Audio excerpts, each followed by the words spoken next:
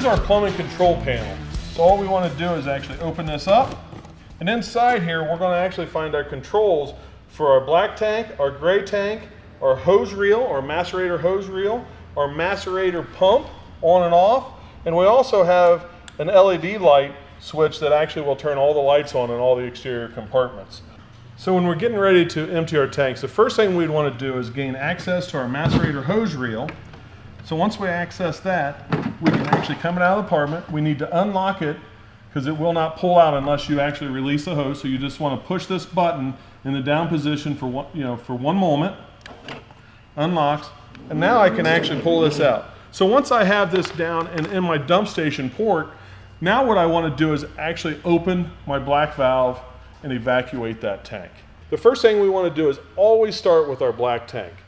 The reason we want to start with our black tank is once that water has been removed, we want to rinse that hose out with the gray water because that's a cleaner water. So the first thing we want to do is open our black water valve. And as you can see here, the light comes on. You can actually hear the motor engage and stop when it's in the fully open position. And once my valve is completely open, I would turn my macerator pump on. I would only let that macerator pump run until the tank is evacuated. You do not want to run that pump so it's dry. You can cause damage to that pump. Once that tank is empty, we just push and hold in the down position. And now we're ready to open our gray valve. The gray valve will not open if the black valve is still open. So now I just hold the valve switch in the up position. It stops, and then I would turn my macerator pump on.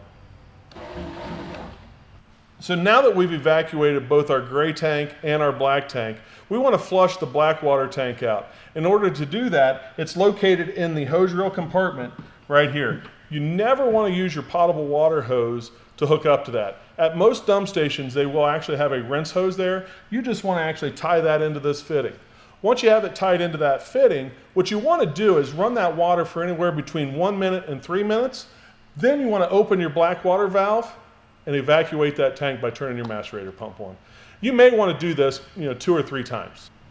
So now that we've evacuated both of our tanks, we need to retract our hose. Well, when we retract our hose, not only do we need to actually push the button here to retract it, but we actually want to make sure we guide the hose into the reel by going left or right so it's coiling up properly on that hose reel.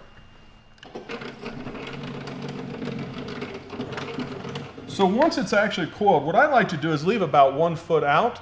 That gives me plenty of room to actually coil this up and get it into my compartment. So if your macerator pump is blocked, what you can do is come out on the roadside, locate your macerator pump. On the end of the macerator pump is a little plastic plug or rubber plug. Just pull that plug off. On the end here, there's actually a straight bladed screw. You can actually take a flat screwdriver and rotate that counterclockwise and clockwise to assist in unblocking the macerator pump. While doing this, you do not want to have your macerator pump in the on position.